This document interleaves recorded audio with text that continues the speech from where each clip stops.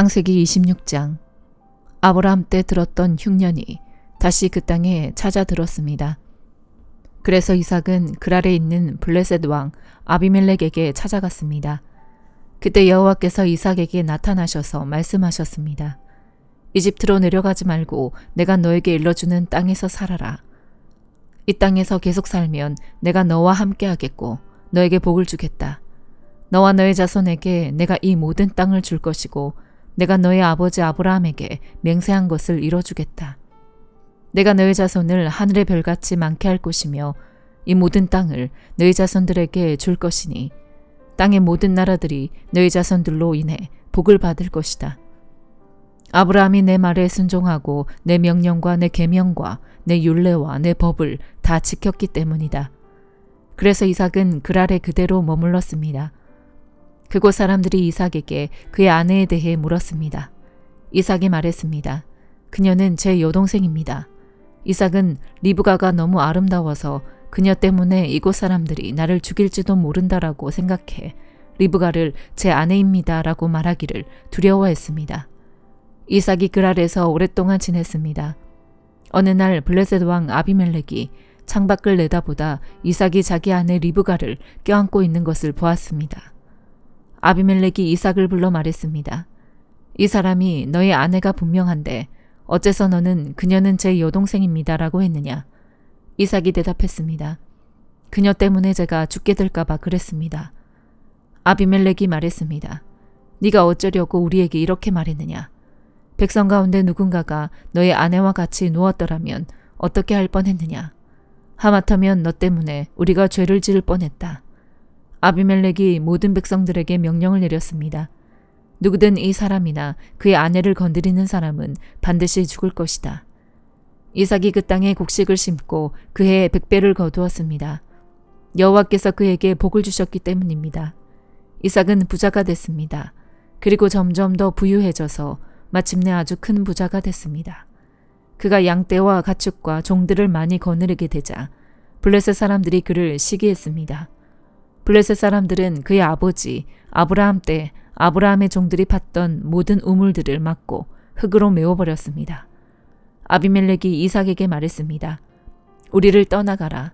네가 너무 강해져서 우리가 감당할 수가 없다. 이삭이 그곳을 떠나 그랄 골짜기에 진을 치고 거기서 살았습니다. 이삭은 자기 아버지 아브라함의 때에 팠다가 아브라함이 죽고 난 후 블레셋 사람들이 막아버린 우물들을 다시 파고 자기 아버지가 지은 이름들을 다시 붙였습니다. 이삭의 종들이 골짜기를 파다가 신선한 물이 나오는 샘을 발견했습니다.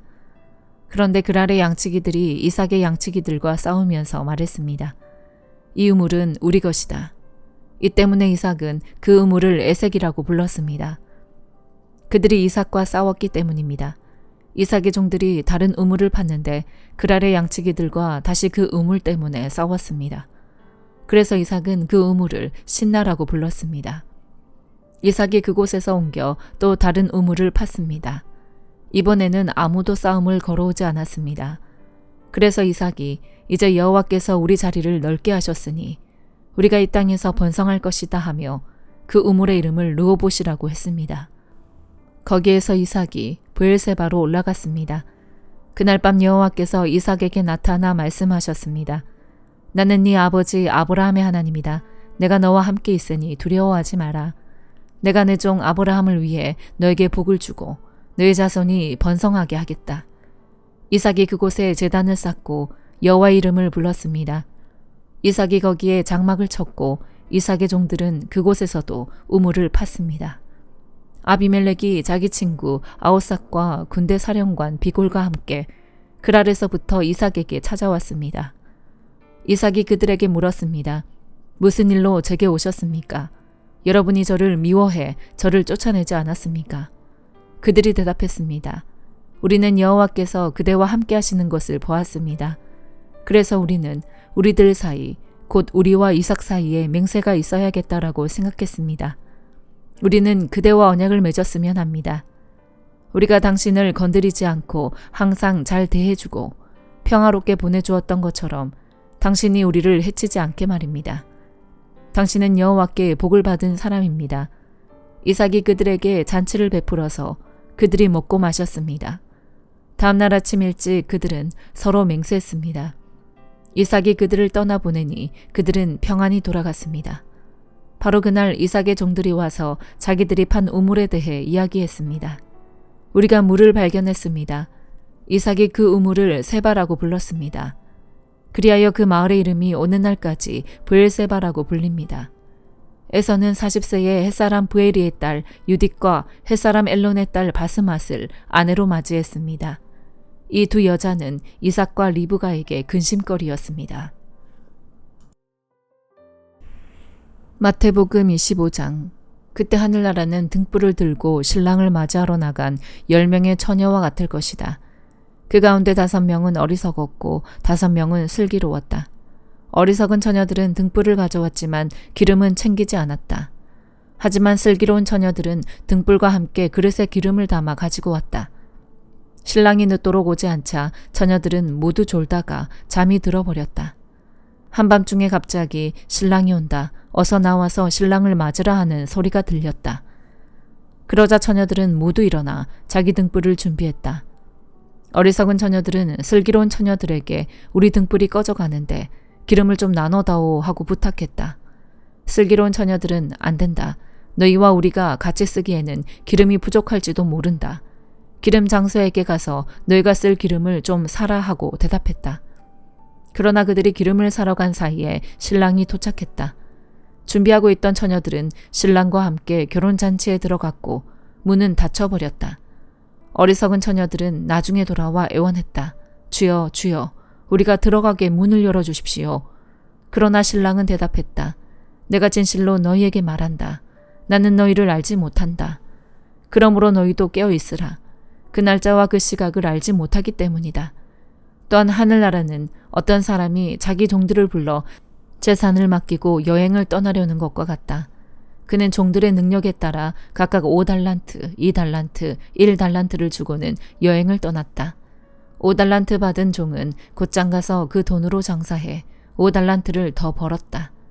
마찬가지로 2달란트 받은 종도 2달란트를 더 벌었다. 그러나 1달란트 받은 종은 가서 땅에 구덩이를 파고 주인의 돈을 감춰두었다. 시간이 흘러 그 종들의 주인이 집으로 돌아와 종들과 결산하게 됐다.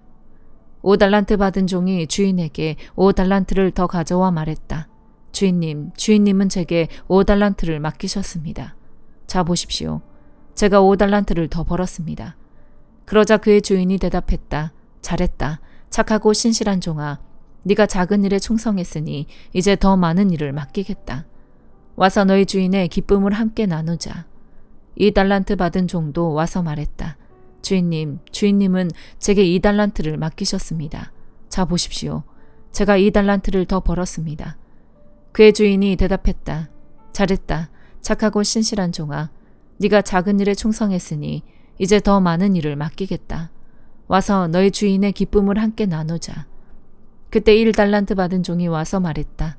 주인님, 저는 주인님이 굳은 분이라 심지 않은 데서 거두시고 씨 뿌리지 않은 곳에서도 곡식을 모으시는 것을 압니다. 그래서 저는 두려운 나머지 나가서 주인님의 돈을 땅에 감춰 두었습니다. 보십시오. 여기 주인님의 것이 있습니다. 주인이 대답했다. 이 악하고 게으른 종아. 내가 심지 않은 데서 거두고 씨 뿌리지 않은 곳에서 곡식을 모으는 줄 알았느냐. 그렇다면 너는 내 돈을 돈놀이하는 사람에게라도 맡겼어야 하지 않느냐. 그랬다면 내가 돌아와서 그 돈에다 이자라도 받았을 것이다. 저 종에게 1달란트를 빼앗아 10달란트 가진 종에게 주어라. 누구든지 있는 사람은 더 많이 받아 풍성해질 것이며 없는 사람은 있는 것마저 모두 빼앗길 것이다. 이 쓸모없는 종을 바깥 어둠 속으로 내쫓아라. 거기서 슬피 울며 이를 갈게 될 것이다. 인자가 그의 영광 가운데 모든 천사들과 함께 올 때에 그의 영광의 보좌 위에 앉을 것이다. 모든 민족들이 그 앞에 모이게 되고 목자가 염소 중에서 양을 가려내듯이 인자는 그들을 둘러 갈라. 양들은 자기 오른쪽에 염소들은 그 왼쪽에 둘 것이다. 그때 그 왕이 오른쪽에 있는 사람들에게 말할 것이다. 이리 와서 세상의 창조 때부터 너희를 위해 마련해 두신 나라를 상속하라. 너희는 내가 배고플 때 먹을 것을 주었고 내가 목마를 때 마실 것을 주었으며 내가 나그네 됐을 때 나를 맞아들였다. 내가 헐벗었을 때 옷을 입혀주었고 내가 병들었을 때 돌봐주었으며 내가 감옥에 갇혔을 때 나를 찾아주었다. 그때 의인들이 대답할 것이다. 주여, 언제 주께서 배고프신 것을 보고 우리가 먹을 것을 드렸으며 언제 주께서 목마르신 것을 보고 우리가 마실 것을 드렸습니까? 언제 주께서 나그네 되신 것을 보고 우리가 맞아드렸으며 언제 주께서 헐벗으신 것을 보고 우리가 입을 것을 드렸습니까? 언제 주께서 병드시거나 감옥에 갇히신 것을 보고 우리가 찾아갔습니까? 왕이 대답할 것이다. 내가 진실로 너희에게 말한다.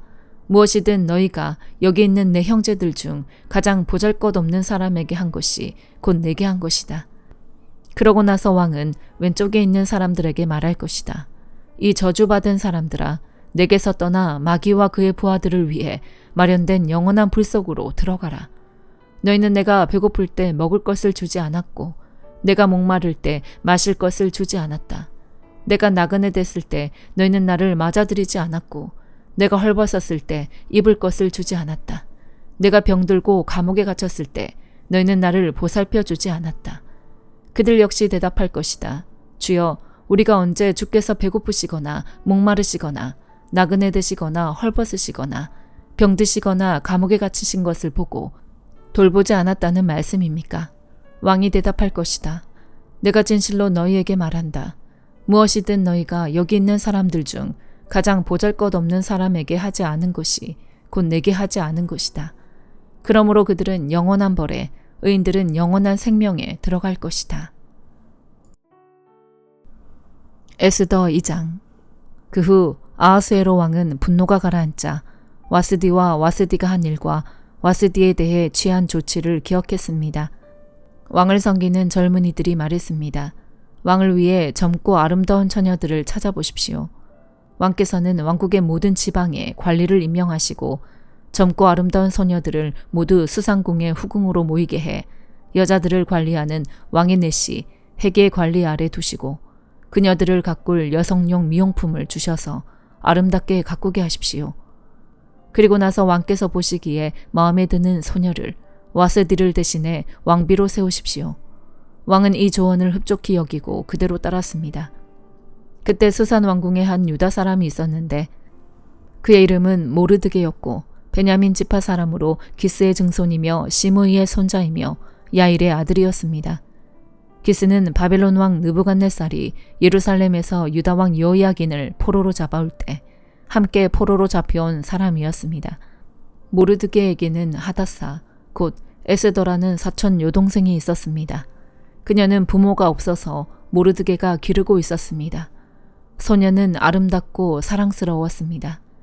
부모가 죽자 모르드게가 그녀를 자기 딸로 삼았습니다. 왕의 명령과 칙령이 공포되자 많은 소녀들이 수산 왕궁으로 불려들어가 헤게 관리 아래 있게 됐습니다. 에스더도 왕궁으로 이끌려가 여성들을 관리하는 헤게에게 맡겨졌습니다. 헤게는 에스더가 마음에 쏙 들어 특별한 대우를 해주었습니다. 헤게는 에스더에게 신속히 미용품과 특별한 음식을 주었고 왕궁에서 뽑힌 7명의 하녀들을 붙여 후궁의 가장 좋은 곳으로 옮겨주었습니다. 에스더는 자기의 민족 배경과 집안 배경을 밝히지 않았습니다. 모르드게가 밝히지 말라고 명령했기 때문입니다. 모르드게는 에스더가 잘 있는지 무슨 일은 없는지 알아보려고 날마다 후궁들 앞을 거닐었습니다. 이제 소녀들은 차례대로 아하수에로 왕에게 들어가기 전에 여자들에게 정해진 규례대로 12개월 동안 아름답게 가꿔야 했습니다. 곧 6개월 동안은 몰약 기름으로 6개월 동안은 향수와 여성용 미용품으로 가꾸었습니다. 이렇게 해야만 왕에게 나아갈 수 있었고 그때는 원하는 것은 무엇이든 다 줘서 후궁에서 왕궁으로 가지고 들어갈 수 있었습니다. 소녀가 저녁 때 그리로 들어갔다가 아침에 나오면 후궁을 관리하는 왕의 내시 사스가스가 후궁으로 데려갔습니다. 그리고 왕이 마음에 들어 이름을 불러주지 않으면 왕에게로 다시 들어갈 수 없었습니다. 이제 모르드게의 삼촌 아비하일의 딸, 곧 모르드게가 자기 딸로 삼은 에스더가 왕에게 들어갈 차례가 됐습니다. 에스더는 후궁을 관리하는 왕의 내시 헤게가 정해준 것 외에는 다른 것을 요구하지 않았습니다. 에스더는 그녀를 보는 모든 사람들에게 사랑을 받았습니다. 에스더가 아하수에로 왕 7년 10째 달, 곧 데베돌에 왕궁의 아하수에로 왕에게 들어갔습니다. 왕은 다른 어떤 여자들보다 에스더를 더 사랑했습니다. 그리하여 에스더는 다른 처녀들보다 더 많은 은총을 입어 왕은 에스더의 머리에 관을 씌우고 와스디를 대신할 왕비로 세웠습니다. 그리고 왕은 귀족들과 신하들을 불러 큰 잔치를 베풀었습니다. 에스더를 위한 잔치였습니다. 그는 각 지방에 휴일을 선포하고 왕의 직함에 어울리는 선물을 보냈습니다. 두 번째로 처녀들을 모집할 때 모르드게는 왕의 문 앞에 앉아 있었습니다. 한편 에스더는 모르드게가 그녀에게 당부한 대로 자기 지방과 민족에 대해 밝히지 않았습니다. 에스더는 자신을 키워준 모르드게의 가르침을 계속 따르고 있었습니다. 모르드게가 왕의 문 앞에 앉아있던 그때 문지방을 지키던 왕의 내시 빅단과 드레스 두 사람이 아하수에로 왕에게 원한을 품고 살해할 음모를 꾸미고 있었습니다.